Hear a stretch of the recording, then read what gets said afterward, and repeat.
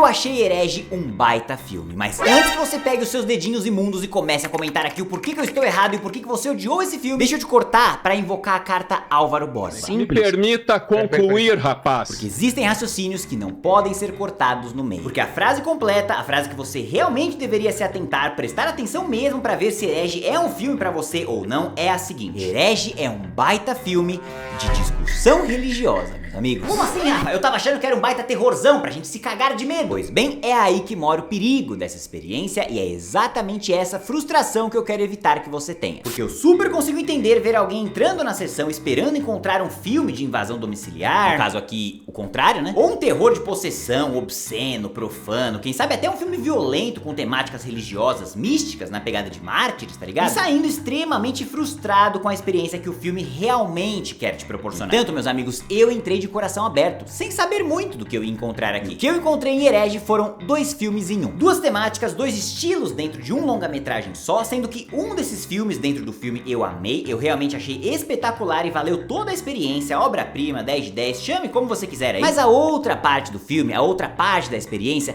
eu achei boa. Tava esperando eu falar que eu achei horrível? Tava esperando eu falar que eu odiei? Não, eu só achei boa. Mas como a primeira etapa da jornada é absurdamente boa, eu consigo entender e consigo justificar a sensação de que muitos de vocês devem ter saído da sessão de que Herege começa muito melhor do que termina. Algo que eu concordo particularmente, mas que em muito pouco impactou no todo da minha experiência. E o motivo pra isso é muito importante e muito pessoal da minha parte. Algo que eu pretendo explorar e que eu vou trazer pra discussão em cima de Herege, sem spoiler, fiquem tranquilos, mas que pra fazer isso vou precisar de mais alguns minutinhos. Então pra quem não me conhece, eu sou o Rafa Camargo e esse é mais um episódio do quadro Refis e eu convido todos vocês pra virem comigo nessa jornada obscena, nessa jornada herege, porque sem mais delongas, solta a vinheta e vamos nessa!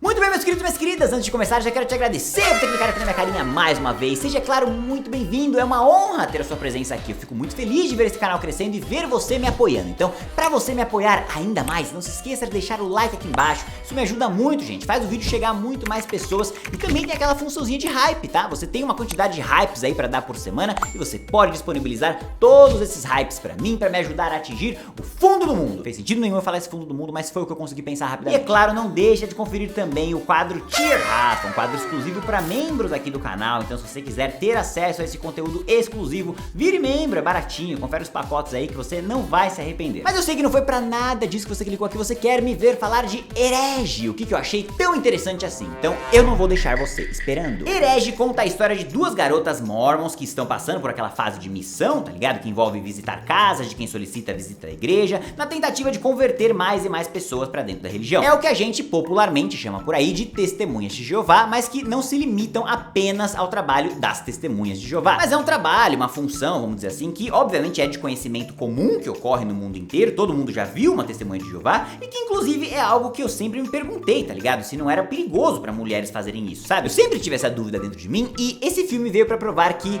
sim, é bastante perigoso sim. Porque o ponto é que essas gurias batem na porta de um senhor que diz querer entender mais sobre a crença delas e a filosofia do cristianismo de uma forma geral, porém as suas perguntas vão ficando cada vez mais desafiadoras e os seus desafios vão se tornando cada vez mais perigosos pra elas. E bom, meus amigos, vamos lá. Primeira coisa que eu preciso tirar do caminho aqui, e que inclusive é um raciocínio que serve pra você assistir qualquer vídeo de qualquer pessoa aqui no YouTube, tá? Que é levar em consideração a pessoa que está fazendo análise de determinado filme. Porque críticas, opiniões, análises de filmes têm um caráter técnico, é claro, qualquer pessoa estudada consegue identificar erros e triunfos num aspecto técnico do projeto, mas filmes também são obras de arte, né, meus amigos? E arte, na sua essência, é subjetiva, é interpretativa, é individual. Isso não é balela de cinéfilo, não, tá? Isso é um raciocínio bem simples, na verdade. O que eu estou dizendo é que filmes pegam pessoas de maneiras diferentes, e isso sempre foi assim e sempre será assim. Essa é a magia do bagulho e não tem nada de errado em eu adorar um filme que você odeia ou você adorar um filme que eu odeio. Isso acontece em qualquer gênero do cinema, tá? Mas tende a acontecer ainda mais em gêneros tão pessoais como terror e comédia, que a participação do espectador e o background dele é essencial para que as provocações do filme possam ser completadas com esse conhecimento prévio do público. Quer um exemplo recente disso? Deadpool e Wolverine. Eu achei engraçado pra caralho, mas pega Deadpool e Wolverine e mostra pra minha mãe, cara, que não faz ideia do que é 21st Century Fox, que tá cagando e andando pra compra desse universo por parte da Disney, metade das piadas não vão funcionar pra ela. E ela tá errada? Não tá. Então o filme que tá errado em fazer as piadas? Também não tá. tá, todo mundo tá certo, e esse é o conceito de arte, meus amigos. Subjetiva e interpretativa na sua essência. Mas bom, por que eu tô trazendo esse assunto, né? Por que eu tô falando isso, meus amigos? Porque eu, Rafa Camargo, este homem que vos fala e que vos faz essa análise,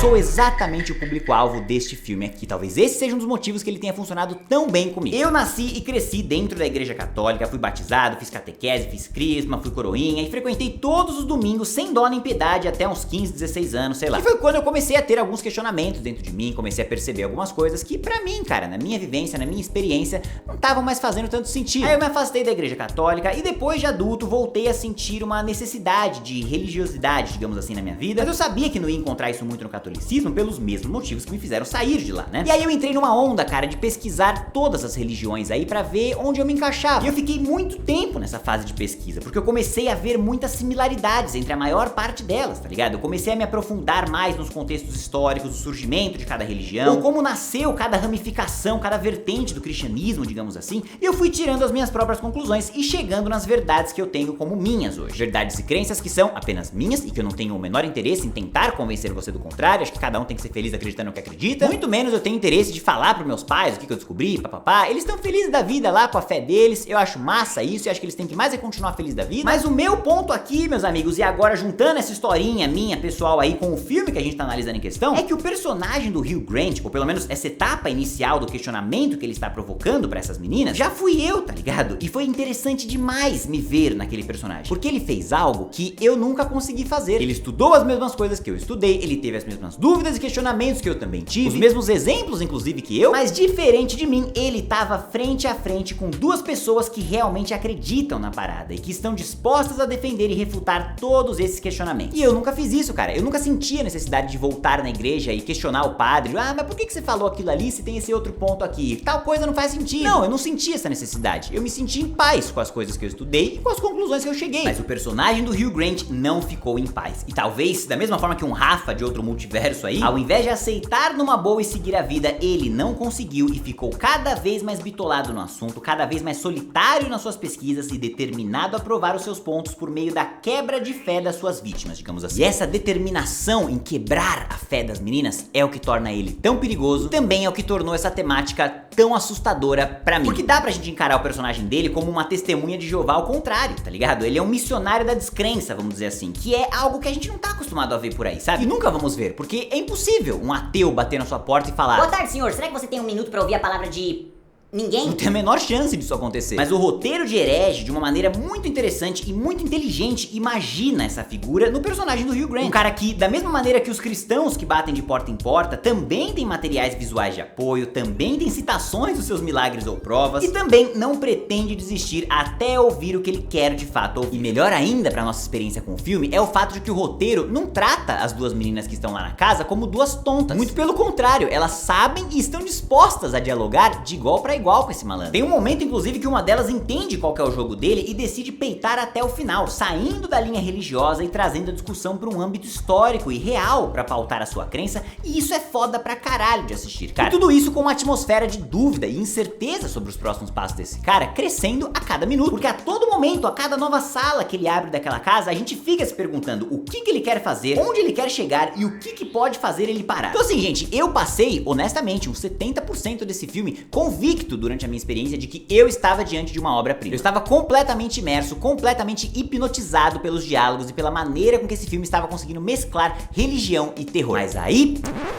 o filme mudou, meus amigos, e virou uma outra coisa por completo. E essa outra coisa eu continuo achando competente, mas ela é consideravelmente menos interessante do que a anterior. Porque nessa primeira parte, meus amigos, e sem dar spoiler aqui pra vocês, dá pra gente resumir Herege como um filme de discussão religiosa, um filme de diálogo, um ateu perigoso e duas missionárias numa situação vulnerável. Sendo que essas três figuras têm muita fé no que elas estão falando, porque não se engane com o conceito da palavra, porque, como já dizia o grande poeta Vitor Izenze, fé é confiança no que quer que se invista. Tem fé o ateu, tem fé o cientista. Inclusive a sensação que eu tive da maneira com que os diálogos eram construídos e a maneira com que o terror constantemente ia crescendo foi muito parecida com o que eu senti lá em Barbarian, tá ligado? Que também trabalha o terror num âmbito de vulnerabilidade, discussão, com uma ameaça crescente e constante. Só que aí, e também curiosamente da mesma forma que aconteceu lá em Barbarian, Herege opta em seguir o seu texto por uma rota muito mais definitiva. Então a discussão religiosa que estava sendo pautada pro roteiro do filme inteiro meio que acaba porque o filme decide o que é verdade verdade e o que não é. E a partir daí a gente acaba tendo um filme que não é ruim, por favor, não confundam minhas palavras aqui, definitivamente não é ruim, mas que se torna muito mais genérico e muito igual a outros que eu assisti, inclusive o próprio Barbarian. E isso é muito diferente daquela rota tão única e tão singular que ele estava tomando até então. Mas pra falar exatamente do que me incomodou, eu vou precisar dar alguns spoilers, que não são mínimos, mas eu também não vou contar tudo o que acontece, todas as revelações nem nada. Eu só preciso falar de alguns pontos pra poder pautar o que eu não gostei. Então, como eu realmente estou recomendando esse filme no final das contas, a minha sugestão pra você que quer assistir ao filme é: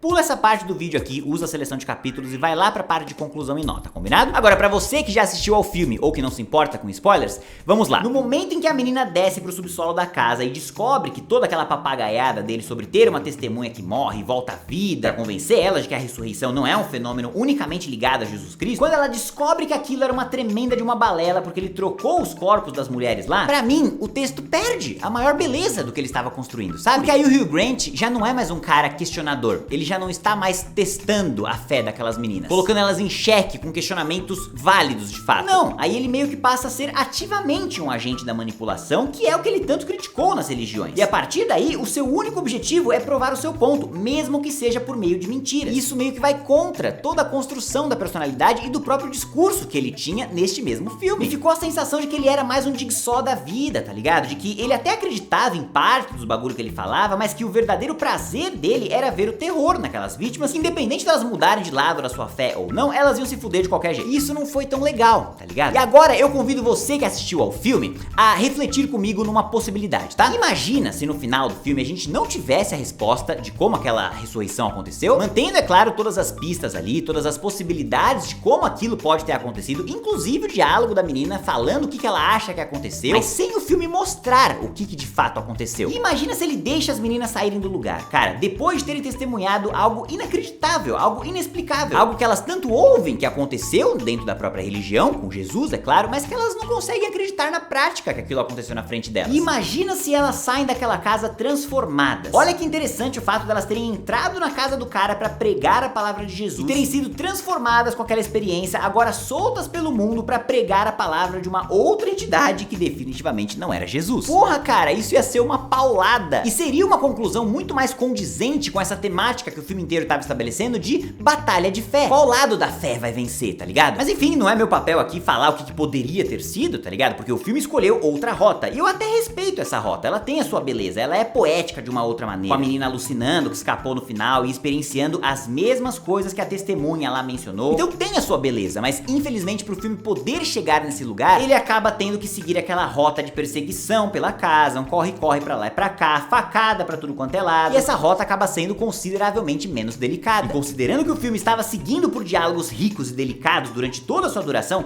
eu não tenho como dizer pra vocês que achei esse final condizente com o resto da experiência. Mas dito isso, meus amigos, e independente da rota que foi escolhida aqui pra esse final, eu continuo achando que Herege acerta na maior parte do tempo, e quando está acertando, acerta muito. Atuações impecáveis do trio de personagens principais, um estilo de terror muito pautado na sugestão, com excelente trabalho de sombras e sons durante toda a experiência, um excelente uso da geografia da casa pra criar tensão e deixar a gente aflito a todo momento. E se eu tivesse que criticar uma única coisinha, tirando o final, é claro que eu dediquei um trecho inteiro com spoilers pra falar dele, mas seria a participação do padre nessa história. E todas as cenas que envolvem ele indo atrás das meninas, porque tipo, meio que foda-se, tá ligado? Eu não precisava ter as cenas dele indo atrás das meninas pra entender que alguém iria atrás daquelas meninas em algum momento. Eu consigo chegar nessa conclusão sozinho, e eu não acho que aquelas cenas levaram nada a lugar nenhum. Agora, tirando isso, toda a jornada e toda a discussão sobre religião, com dois lados completamente antagônicos ali, tentando provar os seus pontos sem arredar o pé, com um desses lados se demonstrando cada vez mais perigoso e cada vez mais incisivo, quase como se ele tivesse se preparado a vida inteira pra esse momento, foi foda demais, bicho. Eu acho, é claro, como eu já disse aí no vídeo, que a minha experiência por ter tido esse background religioso na minha vida particular pode ter impactado e muito no tanto que eu fiquei interessado durante a minha experiência com Herege, e eu não tenho como dizer se você vai sentir o mesmo que eu ou não, mas o que eu posso dizer é que Herege é o segundo melhor projeto recente, é claro, importante dizer isso claro, dos últimos anos, vamos dizer assim, que consegue misturar terror e religião de uma maneira inteligente. Porque fazer uma freira demoníaca dando jumpscare em todo mundo de 5 em 5 minutos e gritando pra tudo quanto é lado, qualquer um faz, né? Agora, parar pra estudar a religião e escrever um roteiro realmente provocativo, incorporando o terror ali no meio da crença, isso é difícil pra cacete. Isso é algo que, tirando Herege, eu só me lembro de ter visto em Missa da Meia-Noite, meus amigos, que é uma das melhores séries que eu já assisti na minha vida inteira. É uma pena que o final de Herege não consegue manter a peteca lá em cima e que eles acabam deixando ela cair um pouquinho, mas também não foi nada que impactou tanto na experiência geral do filme pra mim. Talvez tenha impedido o filme de ficar com uma nota maior, mas ainda assim eu recomendo a sua assistida, porque pra mim, Herege